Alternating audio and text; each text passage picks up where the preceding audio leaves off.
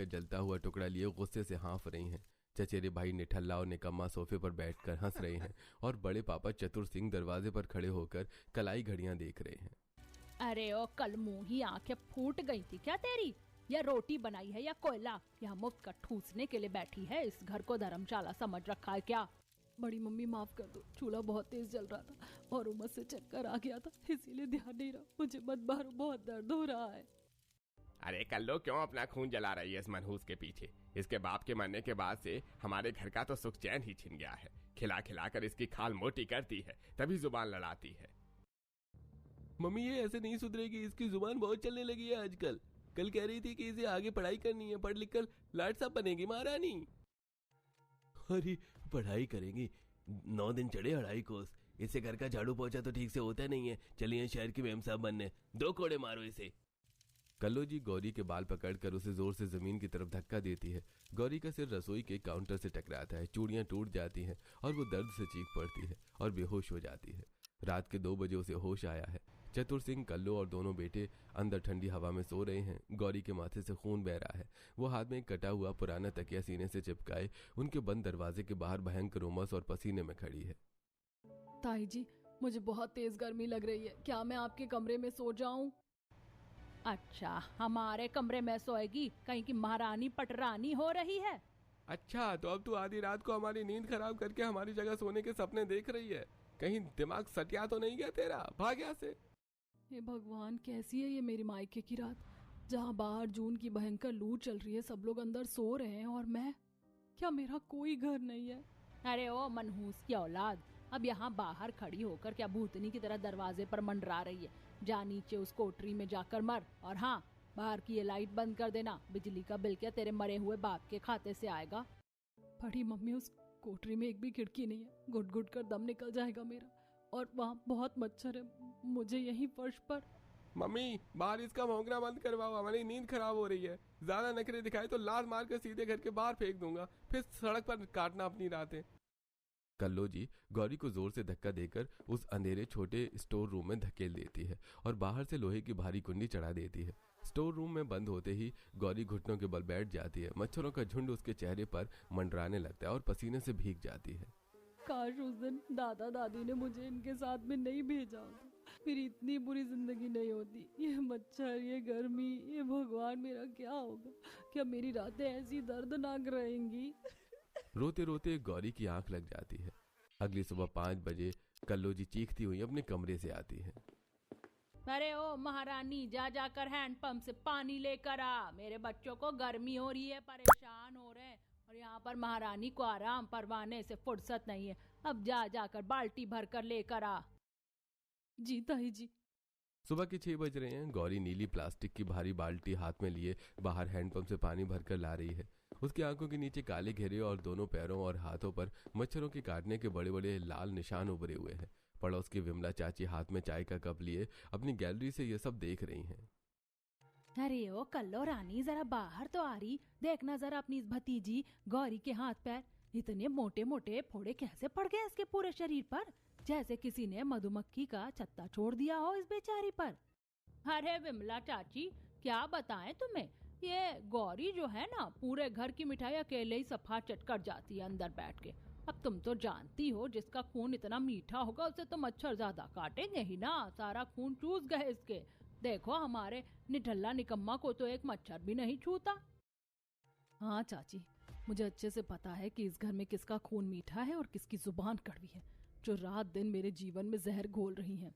अच्छा, हमें तो लगा कि बेचारी को रात भर कोठरी में बंद करके मच्छरों से कटवाती हो। चलो मिठाई कम खिलाया करो फिर। अपने घर का देखो, हमारे घर की चिंता मत करो। चोरी कमाल मोरी में ही जाता है, जितनी मिठाई चुराएगी उतने मच्छर तो काटेंगे ही। कल्लू जी विमला के अंदर जाते ही गौरी का कान पकड़कर उसे अंदर खींचती हैं। ओ कलमुही मनूस, बाहर खड़े होकर तमाशा मत दिखा, अंदर जाकर सीधे चूल्हा फूक। दोपहर के 2 बजे हैं। सूरज की सीधी और तीखी धूप खुले आंगन में पड़ रही है। जमीन का फर्श तवे की तरह तप रहा है। अरे ओ कामचोर, सीधे इस तपते फर्श पर घुटनों के बल बैठ और पूरे आंगन का पोछा लगा। बड़ी मम्मी, छाले पड़ गए हैं पैरों में, थोड़ी देर छांव में बैठ जाने दो। अरे ज्यादा जुबान मत लड़ा, चुपचाप काम कर, नहीं तो रात को दाने दाने को तरसा दूंगा। तपती धूप में गौरी छत का पोंछा लगाती है और पसीने में भीगती हुई दिन भर काम में लगी रहती है। शाम के 7 बजे हैं। निठल्ला और निकम्मा गौरी को दोनों हाथों से पकड़कर घसीट कर ला रहे हैं। वो उसे घर के कोने में बने एक छोटे अंधेरे स्टोर रूम की तरफ ले जा रहे हैं जहां कबाड़ भरा है। बहुत रो रही थी ना दोपहर में, आज तेरी आवाज इस कोठरी से बाहर नहीं जानी चाहिए। छोड़ो मुझे, बड़े बाबू बचाओ। बैठिया अंधेरे में, आज रात का खाना बंद है तेरा। निठल्ला निकम्मा गौरी को कमरे में बंद करके लोहे की भारी कुंडी चढ़ाकर ताला बंद कर देते हैं। अंदर से गौरी के दरवाजा पीटने की दबी दबी आवाज आती है। न रात के 1:30 बजे है। आसमान में बिजली कड़क रही है पर हवा बिल्कुल बंद है। निठल्ला और निकम्मा स्टोर रूम का ताला खोलकर गौरी को बालों से पकड़कर खींचते हुए सीढ़ियों से ऊपर खुली छत पर लाते हैं। नीचे कोठरी में तेरे रोने की आवाज से पापा की नींद खराब हो रही थी। आज की पूरी रात तू इसी तपती हुई छत पर काटेगी। भैया ऊपर बहुत मच्छर है, हवा भी नहीं चल रही, मेरा दम घुट जाएगा, मुझे नीचे सीढ़ियों में सो जाने दो। चुपचाप पड़ी रहे यहाँ पे, सुबह 5 बजे नीचे आकर पानी भरना है, याद रखना। छत का दरवाजा बाहर से बंद हो जाता है। गौरी अकेली पसीने से लथपथ मच्छरों की झुंड के बीच छत पर घुटनों में सिर छिपाकर सुबक रही है। अगले दिन दोपहर के 3 बज रहे हैं।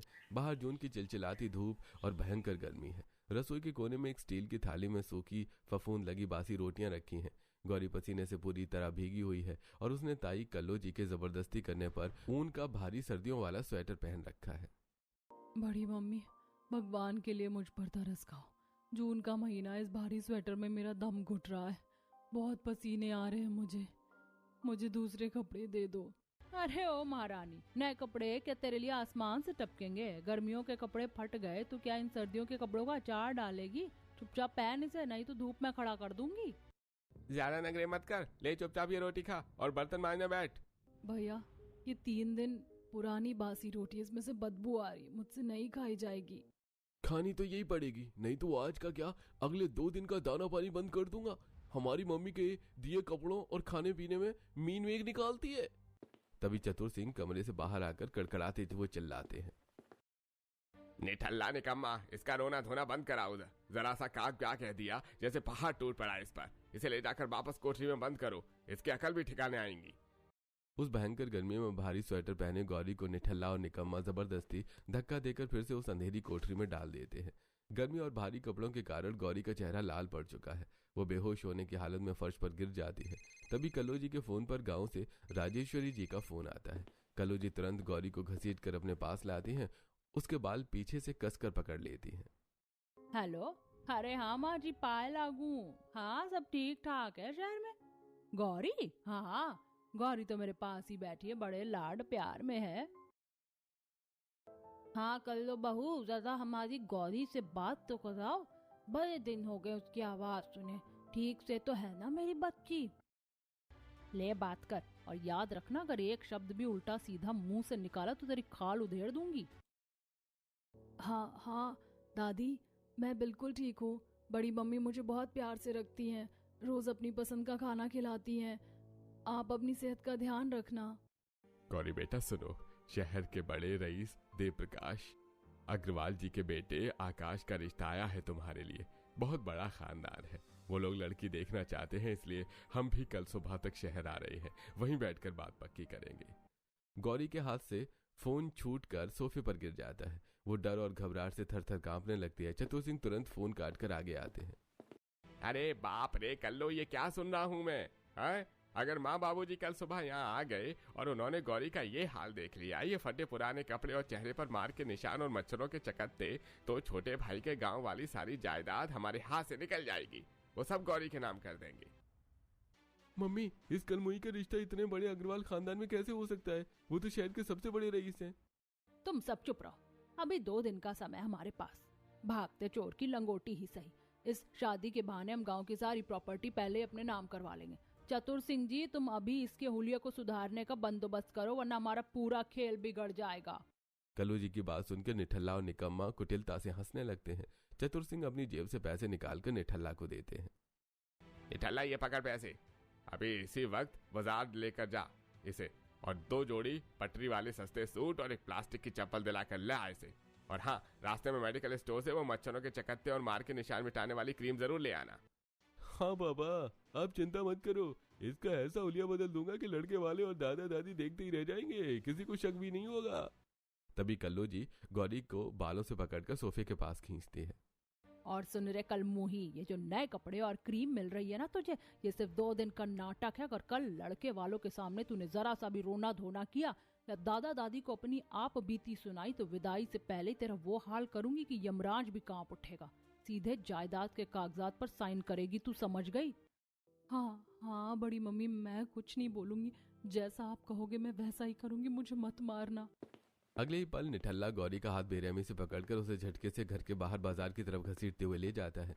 दोपहर का समय है, बाजार में भयंकर भीड़ और शोर शराबा है। सूरज की तेज धूप चमक रही है। निठल्ला गौरी को खींचते हुए एक कपड़े के ठेल के सामने लाकर खड़ा करता है। गौरी शर्म और डर के मारे अपनी फटी हुई आस्तीन से चेहरा छिपाने की कोशिश कर रही है। बच्चे दिन भर प्रॉमिस रखे, इम्पॉसिबल, इसीलिए डेटॉल का नया प्रॉमिस, 12 घंटे प्रोटेक्टिव शील्ड। डेटॉल। ए भाई, इस लड़के के नाम के 2 सबसे सस्ते वाले सूट निकाल, जो सबसे कम दाम का हो वही दे। भैया पैरों में छाले पड़ गए, वो प्लास्टिक वाली चप्पल भी दिला दो, रास्ता बहुत गर्म है। चुपचाप खड़ी रहे या भिखारी की तरह मांगना बंद कर, ज्यादा महारानी मत बन, चुपचाप ये सूट पकड़। सूट हाथ में लेकर निठल्ला आगे बढ़ता है और एक मेडिकल स्टोर के सामने रुकता है।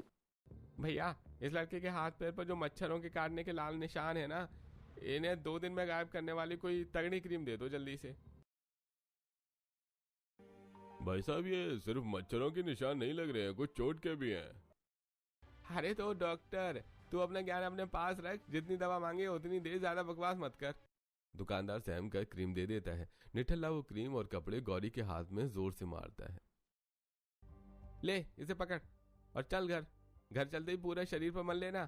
कल जब अग्रवाल खानदान के लोग आए तो तू एक रईस घर की संस्कारी बेटी दिखनी चाहिए, कोई अनाथ नौकरानी नहीं। चल अब घर। निठल्ला गौरी को डराता धमकाता हुआ वापस अपने घर लाता है। घर के कोने में बैठकर गौरी कांपते हाथों से अपने जख्मों और मच्छरों के निशानों पर वो क्रीम लगा लेती है। लेकिन क्या जिस शादी के लिए गौरी को इतना तैयार किया जा रहा है, क्या वो शादी गौरी की जिंदगी में नया सवेरा और खुशनुमा रातें लेकर आएगी? कमेंट में बताइएगा। खैर, 2 दिन बाद सुबह के 11 बजे हैं। गांव से दादा दादी आ गए हैं और सोफे पर बैठे हैं। दूसरी तरफ देव प्रकाश जी, उनका बेटा आकाश और गायत्री जी बैठे हैं। चतुर सिंह और कल्लू जी हाथ जोड़कर उनकी खातिरदारी में लगे हैं। गौरी कोने से नई चप्पल और ठेल वाला नया सूट पहनकर कांपते हाथों से चाय का नाश्ता लेकर हॉल में आती है। क्रीम लगाने की वजह से उसके निशान थोड़े हल्के पड़ चुके हैं। आइए आइए देव प्रकाश दी, धन्य भाग हमारे जो आप जैसे बड़े रईस हमारे घर आए। हमारी गौरी तो साक्षात गाय है, सुबह से रसोई में ही आपके लिए पकवान बना रही थी। हाँ समझी जी, हमारी बच्ची बहुत सुघड़ है। माँ बाप के जाने के बाद इसकी बड़ी मम्मी ने इसे अपनी सगी बेटी की तरह पाला, कोई कमी नहीं छोड़ी। आपकी बात बिल्कुल सच लग रही है राजेश्वरी जी, लड़के के चेहरे पर ही संस्कार दिख रहे हैं। वैसे हमारे बेटे आकाश को लड़की से अकेले में थोड़ी बात करनी थी, अगर आप लोगों की इजाजत हो तो। अरे हाँ हाँ, क्यों नहीं। निठल्ला निकम्मा, जरा आकाश बाबू और गौरी को अंदर कमरे में लेकर जाओ, आराम से बात करने दो। आकाश और गौरी अकेले बात करने आए हैं। निठल्ला दरवाजे के बाहर खड़ा होकर खिड़की से गौरी को आंखें दिखा रहा है। गौरी थर थर कांप रही है। गौरी, तुम इतना कांप क्यों रही हो? मुझसे डरो मत, मैं कोई भूत नहीं हूँ। क्या तुम इस शादी से खुश हो? तुम्हारी हाँ है ना? अगर मैंने इस अमीर लड़के को ना कह दिया तो बड़ी मम्मी विदाई से पहले मेरी जान ले लेंगी, और अगर हाँ कह दिया तो कम से कम इस नरक जैसे मायके और इन भयानक तड़पती रातों से हमेशा के लिए पीछा छूट जाएगा। गौरी, तुम्हारे माथे पर ये कैसा निशान है? तुम ठीक तो हो ना? हाँ जी, मैं ठीक हूँ, बस कल रसोई में चक्कर आ गया था। मेरी तरफ से इस शादी के लिए हाँ है। आकाश उसकी सादगी और सहमी हुई आंखों को देखकर मुस्कुरा देता है। उसके बाद दोनों की शादी पक्की हो जाती है। कुछ समय बाद शहर के एक नॉर्मल मैरिज हॉल में आकाश गौरी के गले में मंगलसूत्र पहना रहा है और उसकी मांग में सिंदूर भर रहा है। फेरे खत्म होते ही विदाई से ठीक पहले चतुर सिंह और कल्लू जी गौरी को कोने वाले कमरे में खींच ले जाते हैं। चतुर सिंह की जेब में गांव की जायदाद के कागजात हैं। चल कल मुई, बहुत बड़े घर की रानी बन गई ना तू। अब चुपचाप इस अंगूठे पर स्याही लगा और गांव की सारी जमीन हमारे नाम ट्रांसफर कर। अगर 1 सेकंड की भी देरी की तो तेरे इस पति को यहीं ठिकाने लगा दूंगा। जल्दी कर, बाहर गाड़ी खड़ी है तेरी, चमड़ी जाए पर दमड़ी ना जाए। अपने बाप की जायदाद हमारे नाम कर, तभी तू इस घर की दहलीज पार करेगी। गौरी कांपती उंगलियों से उन कागजात पर अपने अंगूठे का निशान लगा देती है। ये लीजिए, ले जाइए सब कुछ, पर भगवान के लिए मुझे छोड़ दीजिए, मुझे यहाँ से जाने दीजिए। कागजात हाथ में आते ही कल्लू और चतुर सिंह बनावटी तौर पर रोते हुए गौरी को विदा करते हैं। गौरी बिना रोई कार में बैठती है। रात के 10:30 बजे हैं। अग्रवाल निवास के बाहर पूरा परिवार खड़ा है। गायत्री जी हाथ में कुमकुम, अक्षत और आरती की थाली लिए खड़ी हैं। दरवाजे पर तांबे का एक सुंदर कलश और कुमकुम के पानी से भरी थाली रखी है। गौरी लाल जोड़े में घूंघट निकाले खड़ी है। नजर ना लगे मेरी प्यारी बहू को। चल बेटा गौरी, अपने दाहिने पैर से इस कलश को हल्के से गिराकर घर के अंदर कदम रख। हे भगवान, बड़ी मम्मी कहती थी कि मैं मनहूस हूँ, जहाँ जाऊंगी वहाँ अमंगल करूंगी। अगर ये कलश मुझसे ठीक से नहीं गिरा तो क्या ये लोग भी मुझे मारेंगे? अरे डरो मत गौरी, पैर आगे बढ़ाओ। माँ कब से तुम्हारी आरती उतारने के लिए खड़ी है।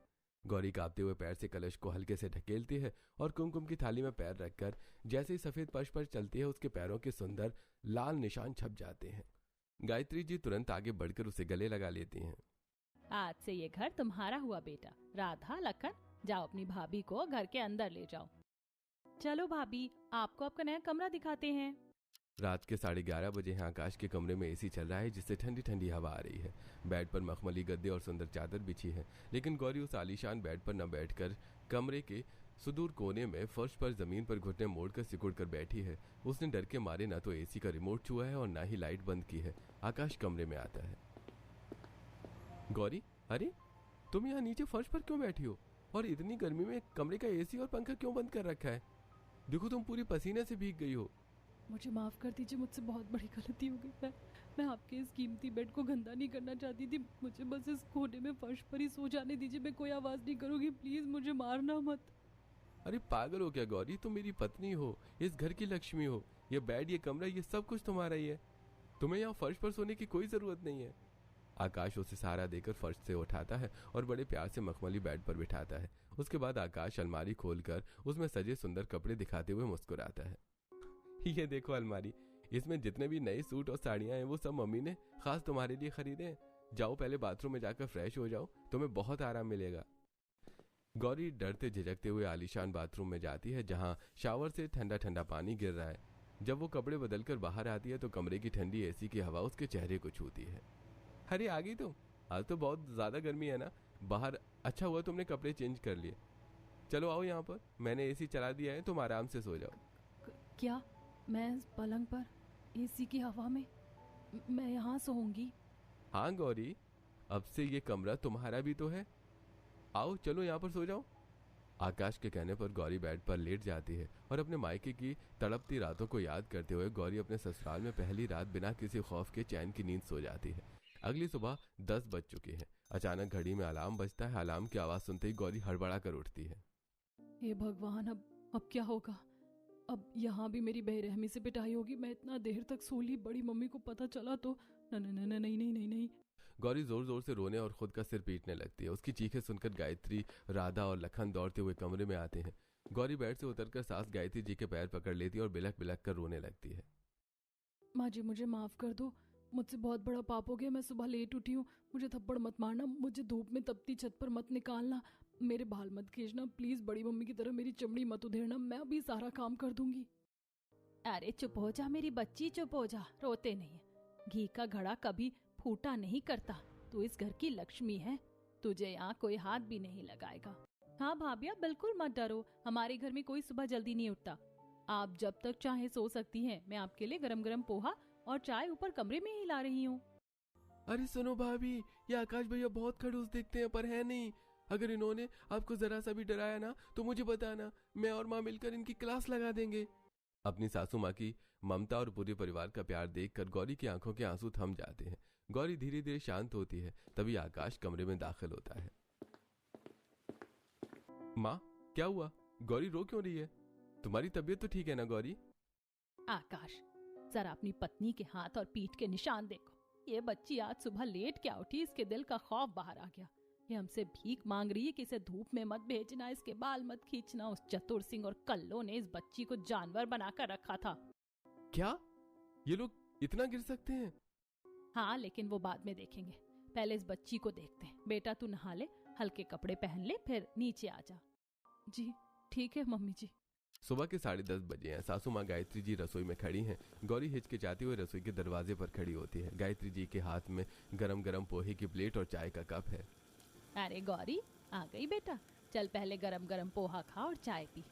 माँ जी, मायके में अगर रात को जरा सी भी देर से सोऊं तो सुबह 4 बजे ही बड़ी मम्मी लात मारकर उठा देती थी। कहती थी कि मुफ्त की रोटियां तोड़ती है, पहले सारा काम कर। आज पहली बार सुबह की धूप देखकर भी मुझे डर नहीं लग रहा। वो मायके की काली रातें थी मेरी बच्ची, उन्हें भूल जा। अब तू ससुराल की रातों को याद रखना बस। गायत्री जी खुद अपने हाथों से गौरी को पहला निवाला खिलाती हैं। नाश्ता करने के बाद सासू माँ और आकाश उसे लेकर लिविंग रूम में आते हैं। लिविंग रूम में पूरा परिवार बैठा है। फोन पर गांव से दादा हरि प्रसाद और दादी राजेश्वरी वीडियो कॉल पर हैं। गौरी हिचकिचाते हुए दादा दादी से बात कर रही हैं। गौरी बेटा कैसी है तू? ससुराल में सब ठीक तो है ना? हाँ दादी, यहाँ सब बहुत अच्छे हैं। मुझे मखमली गद्दे पर सुलाते हैं, एसी वाले कमरे में रखते हैं। मायके जैसी तकलीफ यहाँ नहीं है। अरे मायके जैसी तकलीफ मतलब? अरे चतुर सिंह और कल्लो ने तेरे साथ क्या किया गौरी? सच सच बता बेटा। दादाजी, जब माँ पापा गुजर गए और मैं अपना झोला लेकर ताऊ जी के घर आई थी, तब से लेकर शादी की आखिरी रात तक मुझे कभी चैन की नींद सोने नहीं दिया गया।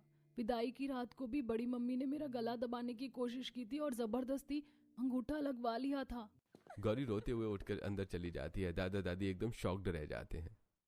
अरे राजेश्वरी, अरे दाल में कुछ काला नहीं, पूरी दाल ही काली है। उस चतुर सिंह और कल्लो ने हमसे झूठ बोला कि वो गौरी को अपनी बेटी की तरह रखते हैं। हमें तुरंत शहर जाकर सच का पता लगाना होगा। दोस्तों, गौरी के माता पिता की मौत के बाद उसके सगे ताऊ और ताई ने उसके साथ जो बर्ताव किया, क्या समाज में अनाथ लड़कियों के साथ ऐसा वाकई होता है? क्या अपनों के वेश में छुपे ऐसे कसाईयों को बेनकाब करना जरूरी है? अपनी राय कमेंट में जरूर दें। अब देखिए कहानी का सबसे बड़ा मोड़। दोपहर का समय है। दादा दादी गांव से सीधे शहर में चतुर सिंह के घर पहुंचते हैं। ताई कल्लो और ताऊ चतुर सिंह आंगन में बैठे हैं। दादाजी जोर से दरवाजा खटखटाते हैं। अरे बाबूजी, अम्मा, आप लोग अचानक यहाँ शहर में? चतुर सिंह, तुम्हारी बुद्धि खराब हो गई है क्या? एक तो हमने अनाथ बच्ची को तुम्हारे भरोसे छोड़ा और तुमने उसकी जिंदगी नरक बना दी। अरे राम जी, अम्मा जी, आपका दिमाग खराब हो गया है क्या? एक तो हमने उस मनहूस लड़की को इतने अपने घर में रखा, खिलाया पिलाया, और अब आप हम ही पर ऐसे घटिया इल्जाम लगा रही है। वो लड़की नंबर 1 की झूठी है। तभी शोर सुनकर पड़ोस की एक औरत दीवार के पास आकर खड़ी हो जाती है। अरे अम्मा जी, ये कल्लो सरासर झूठ बोल रही है। हमने अपनी आंखों से देखा है। जेठ के तपते महीनों की रात हो या कड़कड़ाती ठंड की रात, ये कल्लो गौरी को घर से बाहर निकाल देती थी। वो बच्ची हाथ में तकिया लेकर बाहर खड़ी रोती रहती थी। अंदर ये लोग एसी में सोते थे, मच्छर उसे काटते थे, पर इन्हें तरस नहीं आता था। इन लोगों ने उस बच्ची को जानवर से बदतर बना कर रखा था। पड़ोसन की बात सुनते ही दादा हरि प्रसाद का खून खौल उठता है। उनका गुस्सा 7वें आसमान पर पहुंच जाता है। अरे नहीं दरिंदे, अपनी ही सगी भतीजे के साथ ऐसा जुल्म, अरे धिक्कार है तुम पर। बाबूजी, आप हाथ क्यों उठा रहे? वो प्रॉपर्टी हमारी है। एक ढेला नहीं मिलेगा तुम लालचियों को। वो सारी प्रॉपर्टी गौरी के नाम की थी और उसी की रहेगी। दादाजी तुरंत जेब से फोन निकालते हैं और गौरी के ससुर देव प्रकाश जी को फोन लगाते हैं। देव प्रकाश जी, मैं गौरी का गुनहगार दादा बोल रहा हूँ। हमसे बहुत बड़ी भूल हो गई। हमारी भूल सी बच्ची को इन भेड़ियों ने जीते जी नरक की आग में झोंक रखा था। उसकी हर रात आंसुओं में बीती है। अब सब आपके हाथ में है देव प्रकाश जी। मेरी बच्ची का ध्यान रखिएगा। आप फिक्र मत कीजिए दादाजी। अगर मायके की उसकी हर रात दर्दनाक थी, तो अग्रवाल परिवार का वादा है कि ससुराल की उसकी हर रात हम खुशियों से सराबोर कर देंगे। गौरी के ससुर जी ने जो वादा किया था, उसे अग्रवाल परिवार के हर सदस्य ने निभाया। मायके की वो डरावनी रातें अब बीत चुकी थी और ससुराल की हर रात गौरी के लिए सुख की मिसाल बन रही थी। रात के 11 बज रहे हैं। पूरा परिवार गौरी को लेकर लॉन्ग ड्राइव पर जा रहा है, गाड़ी में बैठे हुए। गौरी, जरा गाड़ी का एसी कम करूं क्या? काफी ठंडी हवा आ रही है। नहीं आकाश, रहने दीजिए। मायके में गर्मियों की रात को ताई जी मुझे घर से बाहर निकाल देती थी और मैं मच्छरों के बीच तड़पती थी। आज गाड़ी की इस ठंडी हवा में आपके साथ बैठकर लग रहा है जैसे मैं कोई सपना देख रही हूँ। सपना नहीं, हकीकत है बेटा। चलो आज सब मिलकर रात की ठंडी हवा में केसर पिस्ता आइसक्रीम खाएंगे। और भाई आइसक्रीम खाते खाते कल रात का प्लान भी तो फाइनल कर लो। कल शहर में वो बहुत बड़ा VIP म्यूजिक कॉन्सर्ट है ना? हाँ, टिकट मैंने पहले ही बुक कर लिए हैं। कल की रात मेरी सुंदर बीवी के नाम। गौरी तैयार है ना? कल तुम्हें एक बहुत बड़े लाइव शो में ले चलेंगे। Music concert? मैंने तो आज तक सिर्फ टीवी पर देखा है आकाश। अरे कल तो अपनी आंखों से देखना बेटा, अग्रवाल परिवार की बहू जहाँ भी जाएगी शान से जाएगी। और अगली ही रात आकाश अपना वादा पूरा करता है। शहर के सबसे बड़े और शानदार VIP म्यूजियम कॉन्सर्ट के ठीक सामने, जहां रंग बिरंगी रोशनियां जगमगा रही थी, वहां आकाश और गौरी फ्रंट रो में बैठे थे। गौरी देखो सामने स्टेज की तरफ, तुम्हारा फेवरेट सिंगर लाइव परफॉर्म कर रहा है। कैसा लग रहा है तुम्हें? बहुत ज्यादा खूबसूरत आकाश। मायके में सूरज ढलते ही मेरा दिल कांपने लगता था कि पता नहीं आज रात बड़ी मम्मी कौन सा नया जुल्म ढाएंगी। मेरे लिए रात का मतलब सिर्फ अंधेरा और रोना था। और मेरे साथ तुम्हारी हर रात का मतलब होगा रोशनी, सुकून और ये खूबसूरत मुस्कान। जो बीत गया उसे उस अंधेरे में ही छोड़ दो गौरी। सच्ची आकाश, आपके साथ इस उजाले में आकर ऐसा लग रहा है जैसे मुझे मेरी खोई हुई जिंदगी वापस मिल गई है। Thank you so much. Gauri के ससुराल में रातें हंसी खुशी गुजर रही थी। कुछ दिनों बाद गौरी अपने ससुराल वालों के साथ पास के एक बड़े मंदिर में दर्शन करने गई है। परिवार के सभी लोग पंडित जी से बात कर रहे हैं और गौरी हाथ में पूजा की थाली लिए वीरान में बने एक पेड़ के पास खड़ी है। तभी अचानक ताऊ चतुर सिंह और उसके दोनों निकम्मे बेटे निठल्ला और निकम्मा उसे घेर लेते हैं। चतुर सिंह के हाथ में जायदाद के नए कागजात हैं। बहुत उड़ रही है ना तू? तेरे दादा दादी ने हमारे घर आकर तमाशा किया। चल चुपचाप इस नए पेपर पर साइन कर, नहीं तो आज तुझे जिंदा नहीं छोड़ेंगे। नहीं ताऊ जी, मैं साइन नहीं करूंगी। वो पापा की आखिरी निशानी है। अरे साइन कैसे नहीं करेगी? आज तेरी ये ससुराल वाली हेकड़ी यही निकाल दूंगा। गौरी का गला दबते ही उसकी पूजा की थाली हाथ से छूटकर गिरती है। गौरी तड़पने लगती है। तभी निकम्मे निठल्ले, जैसे नाम है वैसे ही कर्म। कमीनों, तुम्हारा ये हिम्मत कि सरेआम मेरी पत्नी पर हाथ उठाओ। अरेस्ट कर लो इन तीनों कसाईयों को। जबरदस्ती साइन करवाना, घरेलू हिंसा और जान से मारने की कोशिश। हवालात में चक्की पीसेंगे अब ये तीनों। पुलिस ताई ताऊ और दोनों बेटों को घसीटते हुए जीप में डालती है। गांव की और शहर की पूरी प्रॉपर्टी कानूनी तौर पर गौरी के नाम सुरक्षित हो जाती है। कुछ दिनों बाद आकाश गौरी को हनीमून के लिए पहाड़ों की खूबसूरत वादियों में ले गया, जहां एक शांत बहती नदी के किनारे आलीशान लग्जरी टेंट लगा हुआ था। अरे लो गौरी, कड़कड़ाती ठंड में ये गर्मा गर्म कॉफी और ये कश्मीरी शॉल अच्छे से ओढ़ लो। नदी के किनारे ठंडी हवा बहुत तेज है। पता है आकाश, मायके की ऐसी कड़कड़ाती ठंडी रातों में मेरे पास ओढ़ने को एक फटा हुआ कंबल तक नहीं होता था। लेकिन आज तुम दुनिया की सबसे महफूज जगह पर हो। हाँ आकाश, अब मुझे रातों से डर नहीं लगता, बल्कि अब मुझे रातों से प्यार होने लगा है। हनीमून से लौटने के बाद गर्मियों की एक रात को पूरा अग्रवाल परिवार घर की बड़ी सी खुली बालकनी में इकट्ठा हुआ, जहां ठंडी हवा देने वाला एक बड़ा कूलर लगा था। भाभी, भाभी देखो मैं कैसे दिख रहा हूँ, एकदम मैंगो भूतना। लखन, तुम कभी नहीं सुधरोगे। बहुत मजाकिया हो तुम। लखन, परेशान मत कर अपनी भाभी को। आकाश बेटा, फ्रिज से वो गाढ़ा ठंडा ठंडा मैंगो शेक और खरबूजे के टुकड़े निकाल ला। गौरी बेटा, अब तो तुम्हें इस घर में मायके जैसी घुटन नहीं लगती ना? बिल्कुल नहीं पापा जी। मायके की वो भयानक रातें अब एक बुरा सपना लगती है। इस परिवार ने मुझे जो प्यार दिया, उसके बाद मेरी हर रात खुशनुमा हो गई है। रात के 2 बजे कमरे में AC की मखमली ठंडक थी। गौरी किंग साइज बेड के मखमली गद्दे पर बिना किसी खौफ और बिना किसी आंसू के सुकून की गहरी